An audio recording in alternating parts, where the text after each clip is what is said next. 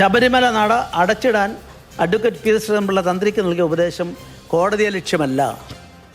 ഞാൻ അടച്ചിടാൻ വേണ്ടി പറഞ്ഞതാണ്. സ്റ്റേറ്റ് സ്പോൺസേഡ് യാത്രയായിരുന്നു അത്. ശ്രീ ശങ്കുട്ടിദാസ്, BJP നേതാവാണ് അന്ന് ശ്രീധരൻപിള്ള. അത് തന്ത്രിക്ക് ഒരു പൊളിറ്റിക്കൽ ഉപദേശമല്ലേ കൊടുത്തത്? BJP നേതാവ് മാത്രമല്ല, അന്നത്തെ BJPയുടെ സംസ്ഥാന അധ്യക്ഷനായിരുന്നു അദ്ദേഹം. BJP ശബരിമല യുവതീ പ്രവേശന വിധിക്കെതിരായി പരസ്യമായി സമരത്തിലായിരുന്നു. ശബരിമലയിലെ ആചാരങ്ങളും അനുഷ്ഠാനങ്ങളും സംരക്ഷിക്കപ്പെടണം എന്നായിരുന്നു BJPയുടെ പ്രഖ്യാപിതമായിട്ടുള്ള പൊസിഷൻ. അതിന്റെ ഭാഗമായി സംസ്ഥാനത്തുടനീളം ശബരിമല ക്ഷേത്രത്തിൽ വിശേഷിച്ചും BJP നേതാക്കന്മാരുടെ നേതൃത്വത്തിൽ സമരം നടന്നുകൊണ്ടിരിക്കുന്ന സമയമായിരുന്നു. ആ സമയത്ത് ഞങ്ങൾ എല്ലാവരും തന്ത്രിയോട് ആവശ്യപ്പെട്ടിരുന്നൊരു കാര്യം, തന്ത്രിയാണ് ക്ഷേത്രാചാര കാര്യങ്ങളിൽ, അനുഷ്ഠാന കാര്യങ്ങളിൽ, വിശ്വാസ കാര്യങ്ങളിൽ അവസാന വാക്ക്. ദ തന്ത്രി shall be the final authority in matters related to rights, rituals, customs and ceremonies എന്ന് ശിരൂർമഠ് കേസിൽ ബഹുമാനപ്പെട്ട സുപ്രീം കോടതി തന്നെ പറഞ്ഞിട്ടുണ്ട്. ഇത് ആചാരപരമായിട്ടുള്ളൊരു കാര്യമാണ്. അതുകൊണ്ട് തന്ത്രി വിശ്വാസ സമൂഹത്തിന്റെ നേതാവായി നേതൃസ്ഥാനത്ത് നിന്നുകൊണ്ട് ഒരു തീരുമാനമെടുക്കണം, ആചാരങ്ങൾ സംരക്ഷിക്കുന്ന ഒരു സമീപനം സ്വീകരിക്കണം, യുവതീ പ്രവേശനം അനുവദിക്കില്ല എന്നുള്ള സ്ട്രോങ് ആയിട്ട് സ്റ്റാൻഡ് എടുക്കണം എന്ന് വിശ്വാസപക്ഷത്തു നിന്നിരുന്ന എല്ലാവരും അന്ന് തന്ത്രിയോട് പറഞ്ഞിട്ടുള്ളൊരു കാര്യമാണ്. പി എസ് ശ്രീധരൻപിള്ള ആ നിലയിലുള്ളൊരു ഉപദേശം കൊടുത്തിട്ടുണ്ടെങ്കിൽ അത് രാഷ്ട്രീയമായിട്ടുള്ളൊരു ഒപ്പീനിയൻ അല്ല, അത് വിശ്വാസി സമൂഹത്തിന്റെ ഭാഗമായി നിന്നുകൊണ്ട് അദ്ദേഹം അന്ന് ഇരുന്നിരുന്ന സ്ഥാനത്തിന്റെ ഭാഗമായി കൊടുത്തിട്ടുള്ള ഒരു ഉപദേശമാണ്. ഉപദേശം ശരിയുമാണ്. അതിന്റെ പേരിൽ തന്ത്രിക്കെതിരെ കോടതി അലക്ഷ്യത്തിന് കേസെടുക്കാൻ പറ്റില്ലെന്ന് അദ്ദേഹം പറഞ്ഞ് നിയമപരമായി നിലനിൽക്കുന്നൊരു വാദം തന്നെയാണ്. അല്ല ശംഖു, അപ്പൊ ഞാനൊരു സംശയം ചോദിച്ചോട്ടെ. ഇപ്പൊ യുവതീ പ്രവേശം അത് സുപ്രീം കോടതി വിധിയായിരുന്നു.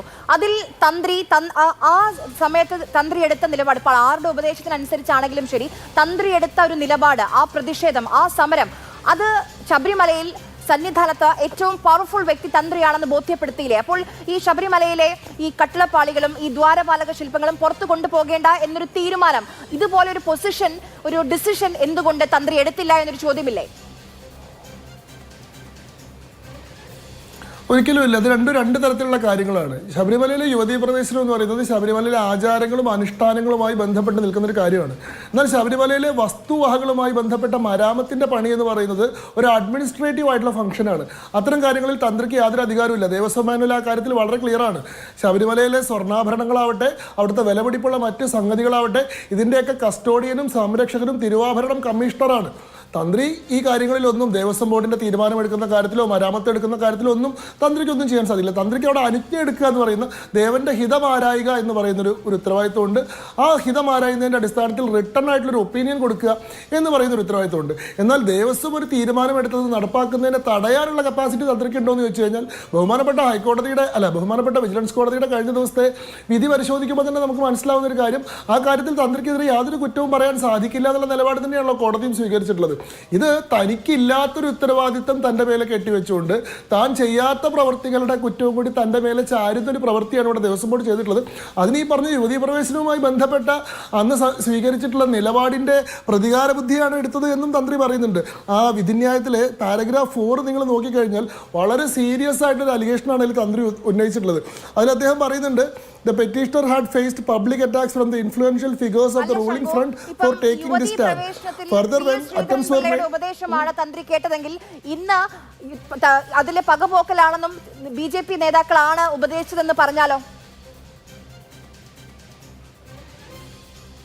അതെങ്ങനെയാണ് അത് പറയുന്നത്? എനിക്ക് അതിലെ കണക്ഷൻ മനസ്സിലായില്ല. നോക്കൂ, അന്ന് തന്ത്രിയെ ധാരാളം പേര്, വിശ്വാസ സമൂഹത്തിന്റെ ഭാഗമായി നിൽക്കുന്ന ധാരാളം ആളുകൾ, വിശ്വാസ സമൂഹം ഒന്നടങ്കം അന്ന് തന്ത്രിയോട് ആവശ്യപ്പെട്ടിരുന്ന ഒരു കാര്യമാണ്, ഒരിക്കലും ഈ പറയുന്ന സർക്കാരിന്റെ സമ്മർദ്ദ തന്ത്രങ്ങൾക്ക് മുന്നിൽ വീണു പോകരുത്, ഒരിക്കലും സർക്കാരിന്റെ ഈ സമ്മർദ്ദത്തിന് മുന്നിൽ അടിയറവ് പറയരുത്, വിശ്വാസ സമൂഹത്തിന്റെ പക്ഷത്തു നിന്നുകൊണ്ട് യുവതീ പ്രവേശനത്തിനെതിരെ ശക്തമായ നിലപാട് സ്വീകരിക്കണം. കാരണം ആചാര കാര്യങ്ങളിൽ തന്ത്രിയുടെ വാക്കാണ് ഫൈനൽ.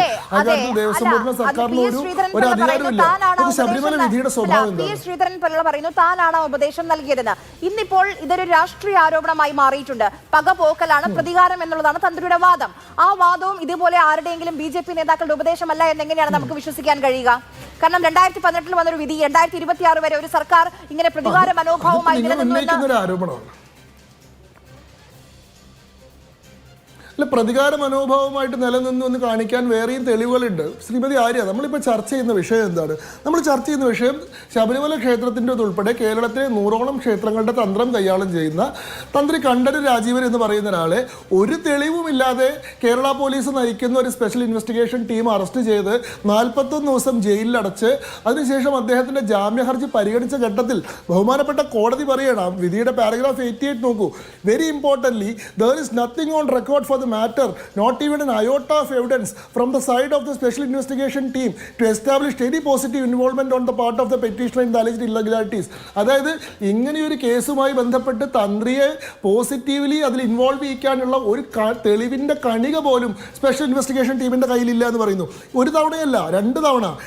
പാരഗ്രാഫ് നമ്പർ 87 പോയി കഴിഞ്ഞാൽ, in the present case however the special investigation team has not been able to produce even an iota അത് പറയുന്നുണ്ട്. ഞാൻ അതിഥികളിലേക്ക് തിരിച്ചു വരാം.